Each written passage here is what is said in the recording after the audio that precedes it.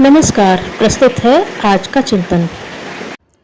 ध्यान, जप, स्मरण, कीर्तन, व्रत, पूजन, अर्चन, वंदन यह सब आध्यात्मिक व्यायाम है। इनके करने से आत्मा को बल मिलता है और सतोगुण बढ़ता है। आत्मोन्नति के लिए इन सब का करना आवश्यक और उपयोगी भी है, परंतु इतना मात्र ही ईश्वर भजन या ईश्वर भक्ति नहीं है। यह भजन का एक बहुत छोटा अंश मात्र है। सच्ची ईश्वर सेवा उसकी इच्छा और आज्ञाओं को पूरा करने में है, उसकी फुलवारी को अधिक हरा भरा फला फूला बनाने में है। अपने नियत कर्तव्य करते हुए अपनी और दूसरों की सात्विक उन्नति में लगे रहना प्रभु को प्रसन्न करने का सर्वोत्तम उपाय हो सकता है। नेहरू जी एक बार कानपुर के प्रताप कार्यालय में गणेश शंकर विद्यार्थी से मिलने गए।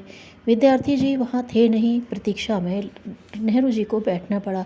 मेज पर कागज़ बेतरतीब बिखरे पड़े थे। इस प्रतीक्षा के समय में नेहरू जी ने वे सभी कागज़ तरतीब से जमाए और कपड़े से मेज कुर्सी पर जहाँ तहाँ जमी सारी धूल साफ कर दी। विद्यार्थी जी लौटे तो उन्होंने नेहरू जी से क्षमा मांगी और आगे से मेज साफ रखने की आदत बनाई। एक भैंस थी, बड़ी उपद्रवी। रसा तुड़ाकर भाग जाती थी और जिस खेत में भी घुस जाती उसी को कुचल कर रख देती। पकड़ने वालों की भी वह अच्छी खबर लेती। एक दिन तो उसका दिमाग ही खराब हो गया, किसी की पकड़ में आती न थी। हैरान लोगों के बीच में से एक लड़का निकला।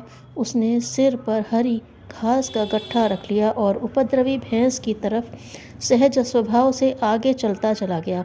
वह ललचाई और घास खाने के लिए आगे बढ़ने लगी। लड़के ने उसके आगे गट्ठा डाल दिया और मौका मिलते ही उछलकर उसकी पीठ पर जा बैठा और डंडे से पीटते हुए बाड़े में ले आया। लोगों ने जाना, आवेश भरे प्रतिरोध से भी बढ़कर उपद्रवी तत्वों को काबू में लाने के लिए कई बार दूरदर्शी नीतिमत्ता अधिक काम करती है।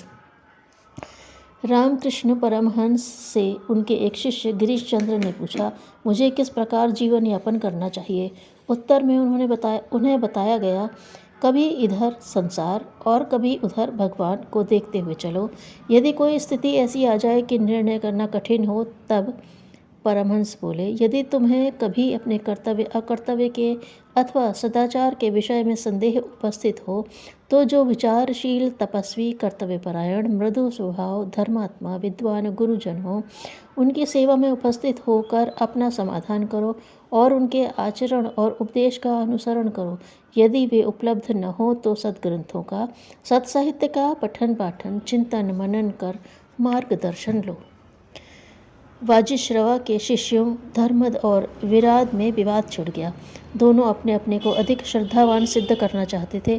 दोनों गुरु के समीप गए और निर्णय देने का अनुग्रह किया। गुरु ने कहा, अपनी अपनी श्रद्धा की व्याख्या करो, तब निर्णय देंगे। धर्मद बोला, देव, आश्रम जीवन में आपकी प्रत्येक बात मानी, उचित अनुचित का भी ध्यान नहीं किया। आपकी किसी भी आज्ञा को तर्क या विवेक से परखने का प्रयत्न नहीं किया। क्या इससे बढ़कर भी कोई श्रद्धा हो सकती है। गुरुदेव मुस्कुराए। अब उन्होंने विराद को संकेत किया। विराद बोला, भगवान, मुझे ज्ञान की प्रबल आकांक्षा है, अतएव आप पर श्रद्धा भी अगाध है, पर साथ ही यह भी परखना आवश्यक समझता हूँ कि जो कुछ कहा या बताया जाता है वह सत्य से परे तो नहीं है। सत्य का मूल्य अधिक है, इसलिए सत्य को पाने के लिए सर्वस्व छोड़ने के लिए तैयार रहता हूँ। गुरु ने कहा, धर्मद, सत्य को परख कर धारण की जाने वाली श्रद्धा ही श्रेष्ठ श्रद्धा है। धन्यवाद।